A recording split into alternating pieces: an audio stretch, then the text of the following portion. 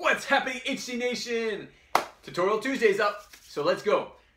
This one is really cool. I have 2 emails that came in the last week or 2 that had a lot of the same questions.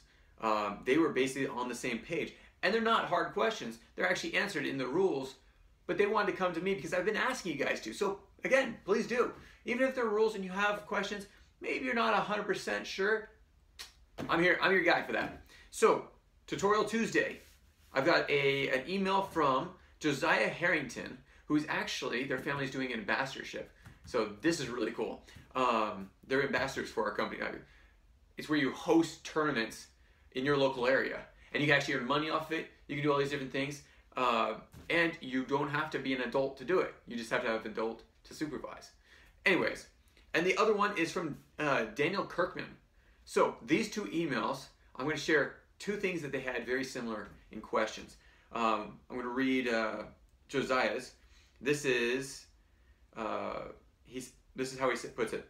So say you play Isabel Bumfrey, who doesn't let your morale fall below 500 points, and you're at 0 morale points.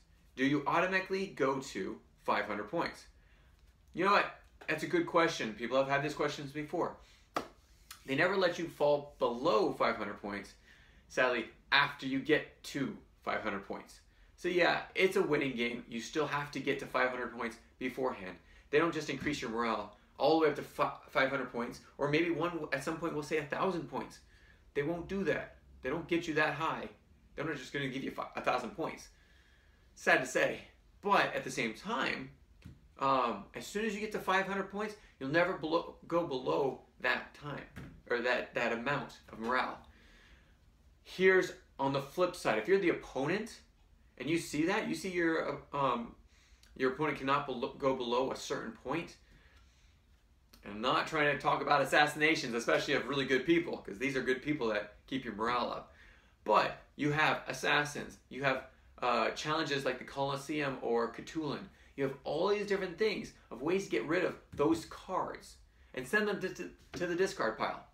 So, yes, if you get up above 500, you'll never go below. But for the opponents, watch out for that. You can always take out that card and bring the morale back down below 500. And yeah, 500 is not much. It's not much when it comes to trying to get to 3,000.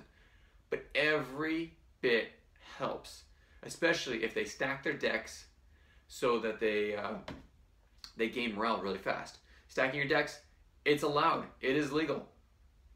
But this is a way to help stop that from happening, or at least slow that down. Okay, so question number 2. This is both from Josiah and Daniel. Number 2, I'm going to read this from Daniel's point of view. It says, actually, no, I'm going to read it from Josiah's. So this is the other part. It says, how do you get slaves? Okay, so let's start back. There's a card that says that you gain a certain morale as long as you don't have slavery in the game. Now, slavery comes in many different ways. One is if someone like Shakespeare, or even actually my own card, we take someone else's card. If this is my battlefield, I can take one of my opponent's cards as a slave to help me on my turn. So a slave is basically anytime you take somebody else's card and use it for your own. Not land, characters. Those are your slaves. Anytime you pass over a card to your opponent, there is slavery in the game. Now, there's other ways of getting slavery. Now, also think about, there's actually the slavery card. So slavery is an actual card where it gives you a choice. If you want to have slavery, you get a certain amount of morale. A certain amount of strength. But if you go for freeing the slaves, you get a certain amount of morale and strength. So you get to make the decision which one you want. Do you want the morale and strength, or do you want a larger amount of strength? So there's all these different ways of getting slavery. Look for them in the cards. If you're taking somebody else's card, though, that's slavery. If there's any kind of giving back and forth of characters, that's slavery. If there's a card that's played that says that there's slavery. So that's the other question. So those are the 2 questions that these 2 people had at the exact same time. So if you have questions, add them in. They might be duplicates. We might get them out at the same time. I'd love to share them with our viewers. So send them to me. Add them to the comments below. We answer these questions too. So either way, have a great day. Have fun playing the game.